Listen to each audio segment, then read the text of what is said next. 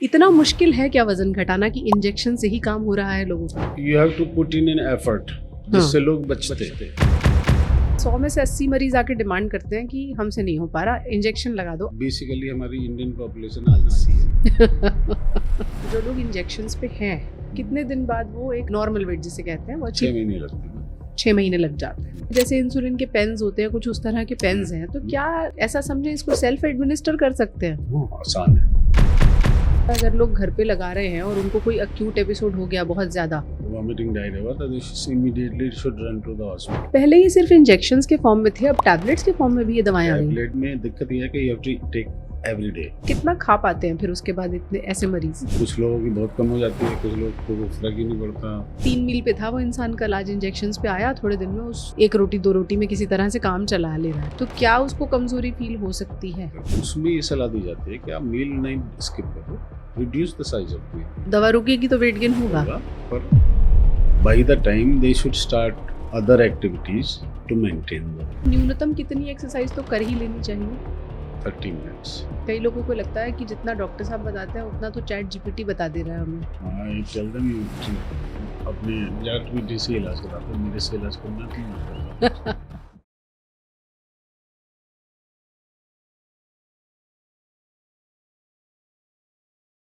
वजन घटाने के 1000 तरीकों के बावजूद भारत का 2 महीने पहले का डेटा ये कहता है कि भारत में वैल्यू के हिसाब से सबसे ज्यादा बिकने वाली दवा या इंजेक्शन वेट लॉस वाले थे। यानी कि एक्सरसाइज भी काम नहीं आई, दवाएं भी काम नहीं आई, डाइटिंग भी काम नहीं आई, और भारत में बहुत सारे लोग अब इंजेक्शंस का सहारा लेकर वजन घटा रहे हैं।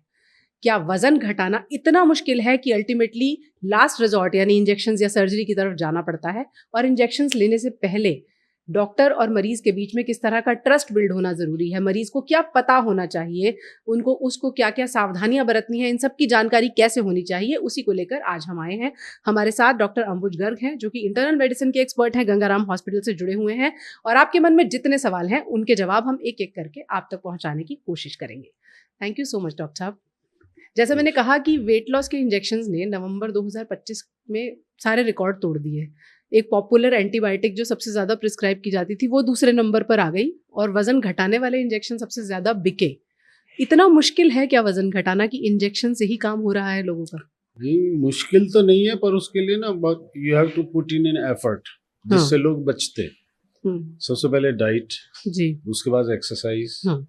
ठीक है, जो मोर्बिडली ओबेस होते हैं, जो बहुत ज्यादा जिनका बीएमआई 40 तक पहुंच गया है, उनको थोड़ा मुश्किल होता है। उसके लिए हम जैसे पहले बैरियाट्रिक सर्जरीज वगैरह करते थे जी। ये इंजेक्शन एक्चुअली बने तो डायबिटीज के लिए हैं, बट इनका फेवरेबल इफेक्ट वेट लॉस है, तो इसलिए उसको उसमें भी रिकमेंड अब किया गया है। जो पेशेंट ओबेज हैं और जिनको कुछ कॉम्प्लिकेशन उसकी वजह से हो सकती है, जैसे एक हमारे यहाँ बीमारी होती है, बहुत ज्यादा मोटे लोग होते हैं, उनको ऑब्स्ट्रक्टिव स्लीप एपनिया हो जाता है। तो इससे पहले कि हम आगे बढ़े, लोगों को अगर हम ये समझाएं कि बहुत ज्यादा मोटे की डेफिनेशन, बीएमआई तो एक मोटा मोटा आंकड़ा हो गया कि 40, कोई साथ में कॉम्प्लिकेशन शुरू हो जाएगा, बहुत ज़्यादा बीपी या शुगर बिल्कुल अनकंट्रोल्ड, तो it helps in regulating blood glucose very nicely. अच्छा। तो इसमें जैसे हम मंजारो है और रिबेल्सिस या ओजेम्पिक, 2 इंजेक्शंस हैं जी। मंजारो का 2 डबल इफेक्ट होता है। एक तो जीआईपी, एक होता है ग्लूकोज रिलेटेड इंसुलिनोट्रोपिक पेप्टाइड, वो इंसुलिन सिक्रीशन बढ़ाता है। ठीक है। एक होता है GLP-1 glucagon like peptide agonist. ये क्या करता है कि इंसुलिन सिक्रीशन भी बढ़ाता है, गैस्ट्रिक एम्प्टी भी कम करता है, गैस्ट्रिक एम्प्टिंग को डिले करता है, जिससे फुलनेस की फीलिंग रहती है, एपिटाइट कम करता है। तो अगर इंसुलिन सिक्रीशन बढ़ती है तो उससे आदमी को क्या फायदा होता है? शुगर कंट्रोल हो जाती है, मेटाबॉलिक सिंड्रोम ठीक हो जाता है उसका, और उसको फुलनेस अपनी लगती है। यानी पेट देर से खाली होता है, देर से खाली आसान होगा, भाषा भूख में। भी कम लगेगी। भूख भी कम लगेगी इस इंजेक्शन के बाद। तो जैसे आपने कहा कि अगर इसके रिसेप्टर्स ब्रेन में भी होते हैं, तो क्या हम ये माने कि ये इंजेक्शन ब्रेन से गवर्न होके GLP-1 पे काम करते दोनों हैं? सिस्टम पे काम करता है। यहाँ पे ज्यादा करता है पेनक्रियास पे और गैस्ट्रिक में एम्प्टिंग में, जी। ब्रेन में भी करता है थोड़ा। ब्रेन में भी करता है। ओके।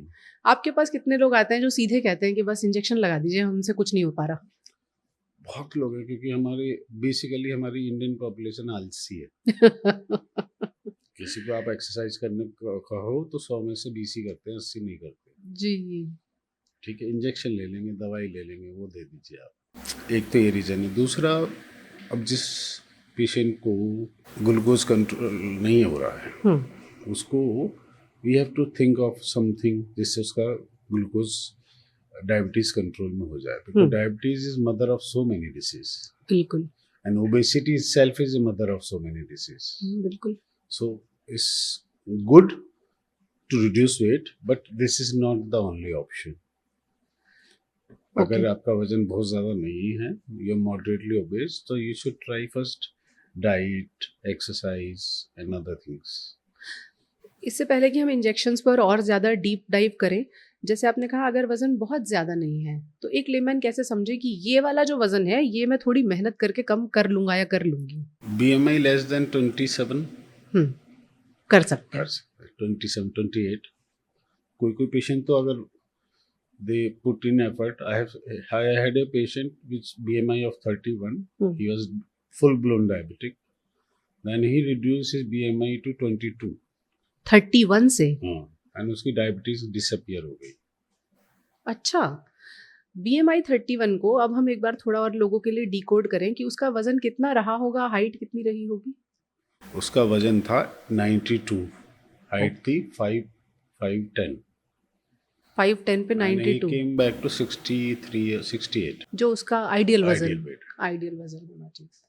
और उसकी डायबिटीज रिवर्स हो गई। तो जरा लोगों को बताएं उन्होंने क्या किया था? वही diet control, and he was running, he was doing cardio exercises, and he was no carbohydrate, no fat, and balanced diet with protein. कितना समय लगा 92 से 68 आने में? 1 year। 1 ईयर तो बुरा नहीं है। 25 किलो लगभग। सिस्टमिक, मतलब उसने पूरी अपनी जान लगा दी कि मुझे करना ही है। पर मोटे तौर पे इससे लेसन भी मिलता है कि चाहो तो कर भी सकते हो। फिर जैसे आपने कहा 100 में से 80 मरीज आके डिमांड करते हैं कि हमसे नहीं हो पा रहा, इंजेक्शन लगा दो। आप उन 80 में से कितनों को कहते हैं कि नहीं मैं लगा देता हूँ? देखो, उसमें से जो कुछ तो बहुत क्लियर कॉन्ट्राडिकेशन है, जैसे family history of thyroid cancer हो किसी को, उसको नहीं लगा सकते। नहीं देगा। ओके। क्योंकि इसके रेयरली थायराइड कैंसर किसी में हो जाता है, इसके लगा इस इंजेक्शन की वजह से। दूसरा, किसी को पैनकेटाइटिस, अच्छा, उसको नहीं दे सकते है या कभी हुआ हो तब भी नहीं लगा सकते, क्योंकि इसका साइड इफेक्ट पैनकेटाइटिस। ओके। और pancreatitis is a very bad disease जी। प्रेगनेंसी में शुड अवॉइड। ओके। बहुत ज़्यादा दिक्कत है पेशेंट, मतलब अगर फर्स्ट ट्राइमेस्टर में तो बिल्कुल ही अवॉइड करना है। अगर सपोज करो 3rd ट्राइमेस्टर है, पेशेंट का ब्लड ग्लूकोज कंट्रोल ही नहीं हो रहा, then in 1 in 100 patient we can think दे सकते हो, बट अदरवाइज कॉन्ट्राइंडिकेटेड है। और अगर उस महिला को जेस्टेशनल डायबिटीज हुई हो तब क्या करेंगे? जेस्टेशनल का ट्रीटमेंट नहीं है, उसके लिए जरूरत नहीं है। उसकी वजह से अगर शुगर अनकंट्रोल्ड है तो इंसुलिन से कर सकते हैं, तो वो इंसुलिन से कर सकते हैं। और बाकी उनको एक आई चेकअप करना चाहिए। उसमें डिस्क की डेप्थ अगर कम है तो 1 in rare case loss of vision हुआ है, इसलिए। ऐसे केस रिपोर्ट हुए हैं कि? Very rare. ओके। लाखों में एक होता है, but why not take precaution? ये कंसिडरेशन रहेगा। आई चेकअप होना चाहिए। बाकी सारे रूटीन पैरामीटर्स, रीनल फंक्शन, ये सब चेक होना चाहिए। Okay. Then we prescribe it. Initially start like say Manjar 0.2 subcutaneous for 4 weeks. Then see tolerability कैसी है. Then increase it to 0.4. Okay. And keep on doing this till 2 milligram we can stop, maintain once a week. तो जैसे आपने कहा पहले 4 हफ्तों तक लगेगी एक सर्टेन डोज, हर हफ्ते एक लगेगी कैसे? हर हफ्ते एक लगेगी। और उसकी dose person to person vary करेगी? नहीं, to start is same with everyone. अच्छा, वो मेंटेनेंस डोज कितनी है that depends on the glucose control and weight loss तो पहले कम डोज से शुरू करते हैं for everyone for everyone for 4 weeks. Because gastric tolerability we have to see. बहुत सारे लोगों में diarrhoea, vomiting, belching, pain abdomen ये सब होता है बहुत सारे लोगों में। कुछ लोग उसकी वजह से ही डिसकंटिन्यू कर देते हैं। अच्छा, वो झेल नहीं पाते इसको। क्या सिम्टम्स हैं या जैसे साइड इफेक्ट्स कह लें इनको, जो कॉमन है, जो लोगों को समझ में आना चाहिए कि हाँ ये होगा, इसके लिए हमें प्रिपेयर रहना चाहिए? Bye the time they disappear also in so many patients. अच्छा, शुरू धीरे-धीरे में होंगे, धीरे धीरे धीरे धीरे कम होते जाएंगे। ओके। हाँ, जैसे when we start gastric empty का इफेक्ट सबसे ज्यादा होता है। सबसे ज्यादा होता हाँ, है। फिर धीरे धीरे वो कम हो जाता जाता है। तो अगर फिर इसे आसान भाषा में समझाएं कि जब आपने शुरू किया तो बहुत देर तक लगेगा पेट खाली नहीं हो रहा, भरा भरा है, उल्टियाँ आएंगी, कई बार डायरिया भी हो सकता है, फुलनेस हो जाएगी, डकारें आएंगी, पर वो धीरे धीरे सेटल हो जाता है। तो इससे जो मुझे समझ में आ रहा है कि वो भूख को ही कम कर देता है। क्या इससे मेटाबॉलिज्म भी अफेक्ट होता है? देखिए, जो मेटाबॉलिज्म खराब होता है वो ओबेसिटी या ज़्यादा खाने से ही होता है। अच्छा, इसीलिए कम खिलाओ। हाँ, तो मेटाबॉलिज्म ठीक हो जाएगा। ठीक होता है। ओके, और बहुत सारी रीजन है, but this is one of the major reason. One of the reason. Obesity is one of the major reason metabolism खराब होने के लिए। ओके, मोटे तौर पर ऐसे हाइपोथेटिकल क्वेश्चन है, आपने किसी मरीज को कम डोज से शुरुआत की, मान लीजिए उससे पहले वो 3 मील्स अपने आराम से खा रहा था, और एन एवरेज कितना खा पाते हैं फिर उसके बाद इतने ऐसे मरीज? खा सकते हैं वो, ये ना डिपेंडेंट बहुत ही ज़्यादा इंडिविजुअल होता है। अच्छा, कुछ लोगों की बहुत कम हो जाती है, कुछ लोगों को वो फर्क ही नहीं पड़ता। वो इंजेक्शंस के बाद भी हाँ, खा पाते हैं? हाँ। ओके, फिर ऐसे मरीजों के साथ क्या किया जाता बहुत है? हाई डोज पे चले जाते हैं, पर कई बार इनइफेक्टिव भी हो जाता है ट्रीटमेंट। अगर आगे में साथ में डाइट कंट्रोल नहीं किया तो इंजेक्शन लेना बेकार है। तो डॉक्टर साहब पहले डाइट ही ना कंट्रोल कर लें तो वो तो इंजेक्शन। मैं सबको वही सिखाता हूँ, तो मानते नहीं ना। कुछ इसके लगाने से अपने आप कम हो जाती है, तो धीरे धीरे आदत भी पड़ जाती है कम खाने की। सपोर्ट का काम कर हाँ। रहा है इंजेक्शन। जो हम कुछ वीडियोस देख रहे थे, ये जैसे इंसुलिन के पेन्स होते हैं, कुछ उस तरह के पेन्स हैं, तो क्या लोग ऐसा समझे इसको सेल्फ एडमिनिस्टर कर सकते हैं? हाँ, आसान है, कर सकते हैं। आसान। तो अब मरीजों को ट्रेन कर देते हैं एक दो के बाद? एक ही दिन में ट्रेन हो जाते हैं। देयर नथिंग, कोई रॉकेट साइंस नहीं है इसमें। अच्छा, तो हर बार इंजेक्शन लगवाने आने की जरूरत ना, नहीं है? एवरी 4 वीक जब हम इंक्रीज करते हैं डोज, 4 हफ्ते बाद, तब उसको आने की जरूरत है, क्योंकि उसके कुछ टेस्ट करके देखते हैं साइड इफेक्ट तो नहीं हो रहा है। ये तो रेगुलर फॉलोअप हाँ। वाली बात भी हो गई कि आप एक बार आके चेक भी करा लें। हम्म। जैसे आपने कहा कि रीनल फंक्शन देखना पड़ता है, उसकी क्या अहमियत है, और क्या सिर्फ केएफटी से वो पता चल जाता है? नहीं, रीनल फंक्शन जिसकी किडनी सीकेडी है, उसमें थोड़ा केयरफुल रहना होता है, क्योंकि कुछ पेशेंट में ये रिपोर्ट हुआ है कि पेशेंट को एक्यूट किडनी इंजरी हुई और डायलिसिस तक करनी पड़ी इस इंजेक्शंस की वजह से। उसका मेन रीजन ये था कि उनको वॉमिटिंग डायरिया ज़्यादा हुआ, उससे डिहाइड्रेशन होकर उनको किडनी फेलियर हुआ बेसिकली। ओके, बट तो we have to keep it in mind कि ये हो सकता है। तो पहला टेक होम मैसेज तो ये है, अगर लोग घर पे लगा रहे हैं और उनको कोई अक्यूट एपिसोड हो गया बहुत ज्यादा, वॉमिटिंग डायरिया हुआ, तो immediately should run to the hospital, doctor को दिखा लेना चाहिए। जाके आईवी फ्लूइड वगैरह लेना चाहिए। कई लोग तो ऐसा भी सोचेंगे कि अच्छा है, वजन कम हो रहा है, सब निकल रहा है। ऐसा नहीं सोचना है। किडनी बैठ जाएगी फिर। उन लोगों को आप क्या सलाह देंगे डॉक्टर साहब जो अब ऑनलाइन ही दवा मंगा ले रहे हैं, और अब तो बहुत सारे एआई टूल्स हैं जो बता देते हैं कि इतनी डोज से शुरू कर लो, ऐसा होगा? Self prescription is always dangerous, because you don't know what is side effect and what you should avoid. To start and monitor, you should go to healthcare professional. कई लोगों को लगता है कि जितना डॉक्टर साहब बताते हैं उतना तो चैट जीपीटी बता दे रहा है हमें। बहुत डेंजरस। बहुत डेंजरस है। आपके मरीजों ने कभी ट्राई किया? मैं I tell them you treat अपने चैट जीपीटी से इलाज करा, तो मेरे से इलाज करना है तो मत बताओ। I am very clear about it. और केस बिगड़ा तो चैट जीपीटी से ही ठीक करा लेना। नहीं बिगड़ेगा वो, क्योंकि एक सिम्टम बहुत सारी बीमारियों की वजह से हो सकता है। बिल्कुल। चैट जीपीटी तो अपने हिसाब से बता देगा, हम तो क्लिनिकली देख के बताते हैं पेशेंट को। सही बात है। हम पेशेंट की शक्ल देखते हैं तो हमें पता चल जाता है ठीक हो रहा है कि नहीं हो रहा। हम्म? अच्छे और दवा लेने अनुभवी जाते डॉक्टर, हैं ना, पहले दिन से अगले दिन में फर्क दिखाई दे जाता है। इसीलिए लोग अनुभवी डॉक्टर्स को ढूंढते हैं। नहीं, सभी अब ट्रेनिंग में ही इतना काम करते हैं हमारे डॉक्टर्स, जी। ऐसा नहीं है, आता सबका थोड़े टाइम के साथ थोड़ा एक्सपीरियंस तो सबका ही बढ़ता है। जैसे आपने कहा कि ये जो इंजेक्शंस हैं GLP-1 को ट्रिगर करते हैं और ब्रेन पे भी काम करते हैं, तो क्या ये माना जाए कि इन इंजेक्शंस का आइडियल कैंडिडेट वो है जिसकी शुगर आउट ऑफ कंट्रोल हो पहले नंबर वो पे? तो पहले नंबर पे। पहले नंबर पे। उसके अलावा आप किसे मानेंगे कि ये आइडियल कैंडिडेट है, उसे तो ये इंजेक्शंस ले लेने चाहिए? जैसे ओबेसिटी के कारण उसको दिक्कतें हो रही है, कैसी दिक्कत है? जैसे ऑब्स्ट्रक्टिव स्लीप एपनिया है, रात को सोता है उसकी ऑक्सीजन गिर जाती है, तो उसकी वजह से बहुत सारे साइड इफेक्ट होते हैं। जिन लोगों को खर्राटे आते हैं और वो मोटे हैं, क्या ये पहला लक्षण है? पहला लक्षण यही है, उनको स्लीप स्टडी करानी चाहिए। और जो वेट लॉस करना चाहते हैं बहुत ज़्यादा, उनको भी वी कैन ट्राई, ऐसा कोई सीधा कॉन्ट्राइंडिकेशन नहीं है, थोड़ा केयरफुली विद मॉनिटरिंग। ओके।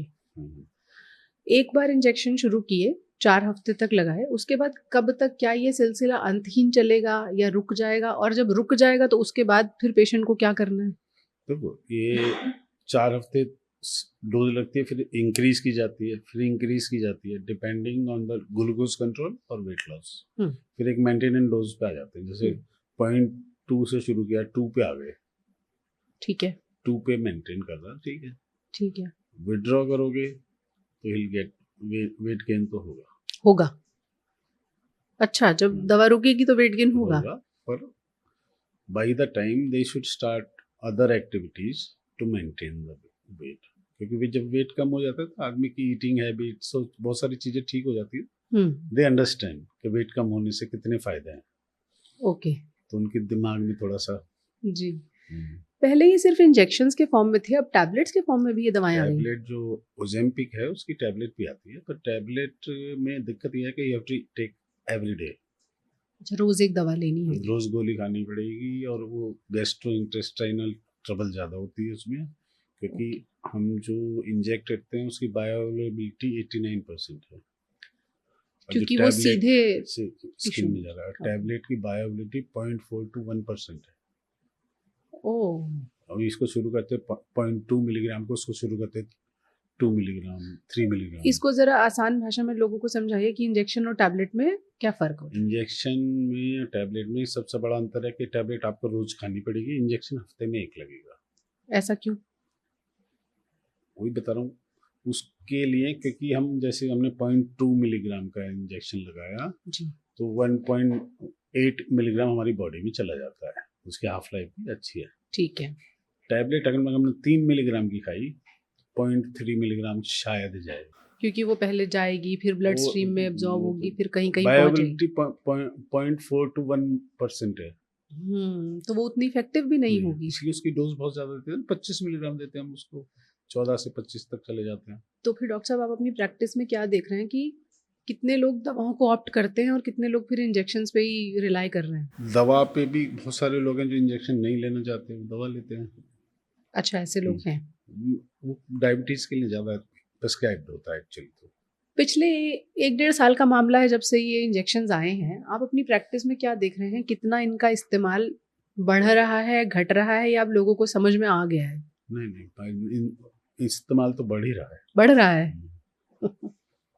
बावजूद क्योंकि ये डायबिटीज एक्चुअली क्या है ना, डायबिटीज के पेशेंट के लिए बहुत अच्छा है जी, क्योंकि अगर शुगर कंट्रोल होती है तो ये कितनी सारी चीजें बीमारियों से सेफ हो जाते हैं। और भारत में डायबिटिक्स की संख्या बहुत ज़्यादा है, मोटे लोगों की भी संख्या बहुत ज़्यादा है, तो आपके पास मरीजों की भी संख्या बहुत ज़्यादा होगी।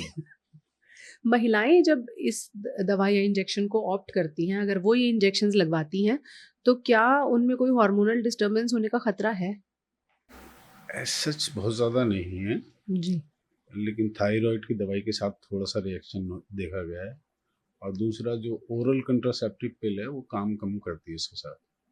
अच्छा, they have to change it.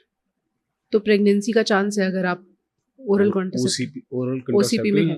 वो क्योंकि डिलेड एम्पटिंग की वजह से उसका एब्जॉर्प्शन कम हो जाता है। ओके। बट ये इफेक्ट 4 हफ्ते में कम हो जाता है। तो जब जब शुरू करो और जब डोज बढ़ाओ उस टाइम नहीं लेना चाहिए। उस टाइम नहीं लेना। उस time choose some other method. तो आप फीमेल्स को सलाह देते हैं कि उस टाइम आप हम्म। ये दवाएं जो है रोक दें। दूसरा method usually very so many things are there. जी। और दूसरा पीसीओडी वगैरह में it helps actually. It helps because मोटापे की वजह से मोटापे की मोस्ट वजह लाइकली से। पीसीओडी हम्म। हुआ होगा। ओके। क्या पीरियड्स भी इरेगुलेट हो सकते हैं अगर कोई ये दवा ले रहा रेगुलर है? हो जाते हैं उल्टा। रेगुलर हो जाते हैं, तो ये भी एक फायदा हुआ। कुछ फायदे हैं दवा के। एक्चुअली तो बहुत फायदेमंद दवा है, बहुत डायबिटीज के लिए तो बहुत बढ़िया दवा है। जी नहीं, हाँ बिल्कुल। और जो भी ओबेस डायबिटिक हाँ हम्म है उसको हम ये सजेस्ट टेक इट। अपने आप से हम सजेस्ट करते हैं। राइट। खराब चीज तो नहीं है। खराब चीज तो नहीं, दवा है मार्केट में आई है तो नहीं, खराब नहीं है, डायबिटीज के लिए बहुत वंडरफुल ड्रग है। आपने जैसे शुरू में कहा कि जो कन्वेंशनल तरीका है वजन घटाने का, पहले उसे ऑप्ट करना चाहिए, बिल्कुल। चाहे वो एक्सरसाइज है या डाइटिंग दवाई है। महंगी भी है, कुछ साइड इफेक्ट भी हो सकता है, पर सेंसिटिविटी भी हो सकती है। तो जो लोग सोच रहे हैं कि चलो पहले हम खुद से ट्राई करके देख लेते हैं, आप ज़्यादा तवज्जो किस चीज़ को देंगे कि वेटेज एक्सरसाइज का ज़्यादा है या डाइट का ज़्यादा है? कॉम्बिनेशन ही होता है। कॉम्बिनेशन है। लो carbohydrate diet, low fat diet with high fibre, वो एक चार्ट बना के दिया जाता है उनको कितनी कैलोरी का, एंड वीक में 5 दिन exercise, start slowly and increases बहुत स्लोली। डॉक्टर साहब न्यूनतम कितनी एक्सरसाइज तो कर ही लेनी चाहिए? 30 मिनट्स में क्या 20 करना चाहिए? You can go brisk walking कर सकते हो, ट्रेडमिल कर सकते हो, योगा कर सकते हो, व्हाटएवर यू लाइक। ज़्यादातर डॉक्टर्स ब्रिस्क वॉकिंग शब्द का इस्तेमाल करते हैं और ज़्यादातर हम जो पार्क में वॉक करते हुए देखते हैं वो वॉकिंग होती है या लेजर वॉकिंग होती है। आप दोनों का फ़र्क लोगों को ज़रा समझाएं। ब्रिस्क वॉक करने से आपकी हार्ट रेट बढ़ती है, आपकी ब्रीदिंग फास्ट होती है, तो यू लूज मोर कैलोरीज। यानी स्पीड में वॉक करनी है, गप्पे पर मारते हुए इतना वॉक नहीं कर इतना सकते। स्पीड नहीं कि आप 20 कदम में थक जाओ। तो थोड़ा ब्रिस्क चलने से ना आपकी कैलोरी ज़्यादा बर्न होती है, बॉडी टोन्ड होती है उससे। बॉडी टोन होती है और हार्ट के लिए भी अच्छी है। हार्ट के लिए अच्छी है। अगर कोई मरीज इस दवा को अचानक बंद करता है तो क्या उसको किसी तरह की परेशानी हो सकती है? सच तो बहुत ज़्यादा नहीं होती, पर वेट गेन होना शुरू हो जाएगा, शुगर बिगड़ जाएगी। अच्छा, जैसे आपने कहा डोज धीरे धीरे बढ़ाते हैं, तो क्या जब इसे डोज धीरे धीरे कम भी की जाती है? नहीं, ऐसा नहीं है।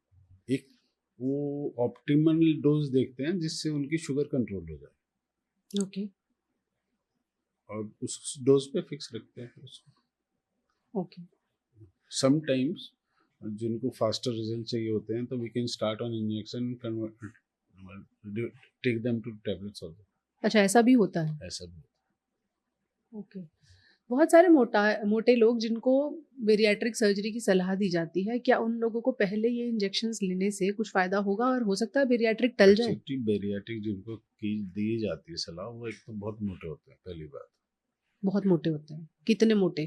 29 से ज़्यादा होता है उनका BMI, 30 से मतलब ज़्यादा। 100 किलो से ऊपर? वो 120 140 भी आते हैं। 120 140 किलो? दूसरा उनको कॉम्प्लिकेशन हो रही होती है, not able to walk, sleep apnoea, bad diabetes, bad blood pressure, bad cholesterol. Bariatric surgery से weight loss is very fast. Right. So bariatric surgery भी something like this only. Bypass कर देते हैं तो खाना पचना कम हो जाता है। ये इंजेक्शंस क्या बेरियाट्रिक का विकल्प हो सकते हैं? हो सकता है। हो सकते हैं। यानी अगर किसी को बेरियाट्रिक की सलाह दी है वो पहले इंजेक्शंस को ट्राई करे तो हो सकता है वो। ऐसा नहीं है, we have to evaluate which is best for him. जैसे अगर कोई हम एग्जांपल लें, एग्जाम्पल, अब अगर शुगर भी है, उसको बिगड़ी हुई है, ये शुरू कर दो, शुगर कंट्रोल होगी तो अपने आप ही बहुत सारी चीजें ठीक होंगी उसकी। ओके, वेट लॉस तो होगा ही इससे। इंजेक्शन से? हाँ, वेट लॉस तो होगा ही। इसका सबसे other than controlling blood sugar, other benefit यही है इसका, वेट लॉस होना। और किसी पतले आदमी को तो हम बिल्कुल नहीं देंगे इसको। राइट, नहीं, बिल्कुल। आखिरी सवाल डॉक्टर साहब, जैसे आपने कहा कि भूख ही कम लगती है, गैस्ट्रिक एम्पटिंग भी लेट होती है, तो क्या उस मरीज को कमजोरी आ सकती है? इतनी कम नहीं होती, वो भी जैसे जैसे 2-3 वीक पास होंगे तो थोड़ा इफेक्ट कम हो जाता है। शुरुआत में उसको शुरुआत ऐसा में लग ज़्यादा सकता है, शुरुआत में ज़्यादा होती है, दैट इफेक्ट्स वेरीज ऑफ, कम हो जाता है, कम हो फिर वो जाता है। अपने आप ही खाना कम कर देता है। तो क्या शुरुआती 2 हफ्तों में आप ये सलाह इतनी देते कम हैं? नहीं होती कि बिल्कुल ही नहीं खाएगा। अच्छा, इतनी कम नहीं ऐसे भी होती। लोग हैं जो खाते रहते हैं, उनका ना शुगर ठीक होता ना वेट लॉस होता है। हिम्मत वाले लोग हैं, हम्म, इंजेक्शन भी लग रहा है, दवा भी हम्म, खा रहे हैं। ऐसे माने अगर कि 3 मील पे था वो इंसान, कल आज इंजेक्शंस पे आया, थोड़े दिन में उस वो 1 मील या 1 रोटी 2 रोटी में किसी तरह से काम चला ले रहा है, तो क्या उसको कमजोरी फील हो सकती है? देखो बहुत कम करने से फील तो होगी, एनर्जी लेवल तो चाहिए। उसमें ये सलाह दी जाती है कि आप मील नहीं स्किप करो, reduce the size of meal. अच्छा, पोर्शन Even कंट्रोल in कर। our diabetic patient, we say you take small but frequent meals rather than taking a large meal. Okay. तो उससे शुगर की स्पाइक कम हो जाती और उस खाने में कार्बोहाइड्रेट कम और प्रोटीन ज्यादा? है। Protein normal normal? कंट्रोल्ड, मतलब ऐसा नहीं बहुत ज़्यादा, अच्छा, ऐसा प्रोटीन ओवरलोड करने की ना जरूरत नहीं है? वो भी ठीक नहीं। पचेगा भी तो नहीं वो, वैसे ही नहीं, इंजेक्शन पे मरीज। पचने में कोई दिक्कत नहीं। फिर क्या दिक्कत है? पेट ही नहीं खाली होगा, भूख कम लगेगी ना, हाँ, तो प्रोटीन खा और ही नहीं पाएगा। ब्रेन भी कहेगा मेरा पेट भरा हुआ है, मुझे नहीं खाना। फिर तो अदर वे राउंड, क्या प्रोटीन ही ना खा ले, वैसे ही जल्दी पेट भर जाता है प्रोटीन वाली चीजों से। वो है, वो डाइट भी होती है, बहुत सारी डाइट है। जी। जैसे आजकल मिलेट्स देते हैं, गेहूं और चावल की जगह मिलेट्स मिलेट्स देते हैं। दे दिए। आप पर्सनली क्या मानते हैं, गेहूं चावल वर्सेस मिलेट्स, आप अपने डे टू डे रूटीन में क्या करेंगे?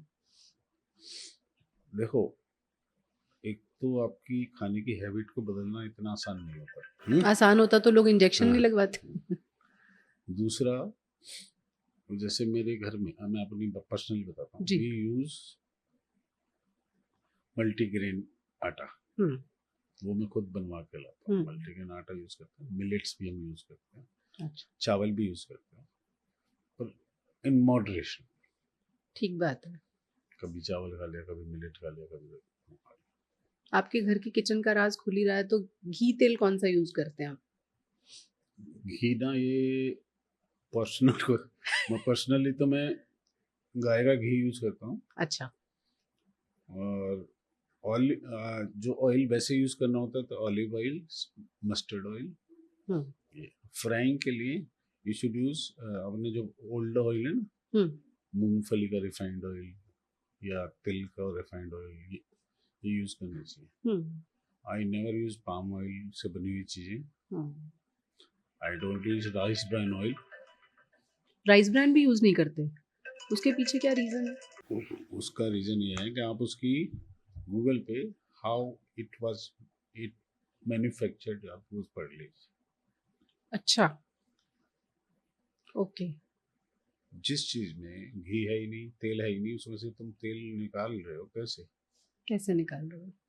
वो तो छिलका है ना, चावल का जो मोटा चावल का छिलका है, छिलका है, उसमें धान। तेल कहाँ से आएगा? हम्म। आप केमिकल से उसको बना रहे हो, तो तेल आपके बना रहे हिसाब से राइस ब्रांड तो हो। I don't like it and I करने डोंट वाले। Advise it all. अच्छा, ओके। और ये राशि ब्रांड ऑलिव, ये should not fry in this because high temperature they lose their nature. Right, they are कच्चा डाला, अपना सलाद में डालना, यू यूज इट। बिल्कुल। बहुत फ्राइंग, सारे लोग ऑलिव ऑयल लेके आते हैं और फिर सब कुछ उसी में कर रहे होते हैं। फ्राइंग में वो it loses is control. Right. Soybean का ऑयल या अपना मूंगफली का, तिल का, ये अच्छा है फ्राइंग के लिए। वैसे जिसे वजन घटाना है उसे बेचारे को डीप फ्राइंग तो करनी भी नहीं चाहिए। आजकल तो एयर फ्राई में यू जस्ट स्ट्रोक उसको हाँ, करो और यू कर दो, इट्स जस्ट लाइक फ्राइड। हाँ, ब्रश मेरे घर में लगा तो के। ऐसे ही होता है। अच्छा, आप एयर फ्रायर यूज कर रहे हैं, हाँ, कोई दिक्कत नहीं है उसमें? उसमें क्या दिक्कत है? ओवन में कर लेते हो, एयर फ्राई में कर लो, you just cover it with a brush hmm. And air fry it almost like deep fried. आपकी अपनी प्रैक्टिस में आपने क्या देखा, जो लोग इंजेक्शंस पे हैं, कितने दिन बाद वो एक अच्छा वेट जो है, नॉर्मल वेट जिसे कहते हैं, वो 6 अचीव? महीने लगते हैं ना। 6 महीने लग जाते हैं। हम्म। और उसके बाद दोबारा इंजेक्शंस की नौबत आ सकती है क्या? तो लेना है तो लेना, डायबिटीज है आपको लेना ही है, ले सकते हैं, कोई लेना ही समस्या है। नहीं। हाँ, वो छोड़ना थोड़ी है। अच्छा, ऐसा नहीं है कि 6 महीने के बाद या साल भर के बाद छोड़ देना? अगर ओनली वेट लॉस है हाँ, then you can stop and try. Okay, diabetes है, you should take it. कोई समस्या शुगर नहीं। कंट्रोल कर रहा है, वेट कम नहीं कर रहा है, क्योंकि 6-7 महीने बाद ना वो वेट लॉस स्टेबल हो जाता है, बहुत ज़्यादा गिरना बंद हो जाता है। अच्छा, चलिए चलते चलते एक सवाल और इससे जुड़ा हुआ पूछ लेती हूँ कि जब वजन घट गया फिर कितने मरीज ऐसे रह जाएंगे जिन्हें फिर भी डायबिटीज कंट्रोल के लिए ये इंजेक्शन लगाने ही पड़ेंगे कि अभी लंबे लगाने पड़ेंगे? Diabetes is a very variable disease. कोई 40 किलो आदमी को भी 100 यूनिट इंसुलिन लगाना पड़ता है, कोई 90 किलो का आदमी 2 गोलियों से डायबिटीज ठीक हो जाती है। राइट, समझ रहे हो? इसका कोई पैमाना नहीं है। Okay. Every patient is different. फिर भी मोटे तौर पर आपने अपनी प्रैक्टिस में देखा होगा कि वेट कम होने से diabetes always gets better control, और उसकी मेडिसिन इंसुलिन की रिक्वायरमेंट कम होती जाती है जी, यानी सेफ एरिया में आ जाए तो you can try and stop it, try and stop but you have to increase the other medicine a bit. और जैसे शुरू करते हैं किसी को हाइपोग्लाइसीमिया भी हो जाता है सीवियर। अच्छा, इतनी डाउन हो जाती है शुगर? कौन सा पेशेंट किस दवाई से, किस इंजेक्शन से कैसे रेस्पॉन्स करेगा, इसका कोई मेजरिंग टेप नहीं है हमारे पास, क्योंकि हर किसी की बॉडी अलग रिएक्ट अलग। करती है। एक मोटापा कितनी सारी बीमारियां ला सकता है उसकी लिस्ट डॉक्टर साहब ने आपको गिना दी है। इसके बाद इंजेक्शन पर जाना है, एक्सरसाइज के भरोसे रहना है या डाइट के जरिए वजन घटाना है, ये फैसला आपका है। फायदे नुकसान आपके सामने हैं। हम आपकी सेहतमंद जिंदगी की कामना करते हुए आपको इंजेक्शन से लेकर दवाओं के फायदे और नुकसान ही गिना सकते हैं। Thank you so much doctor साहब for joining us. Thank you.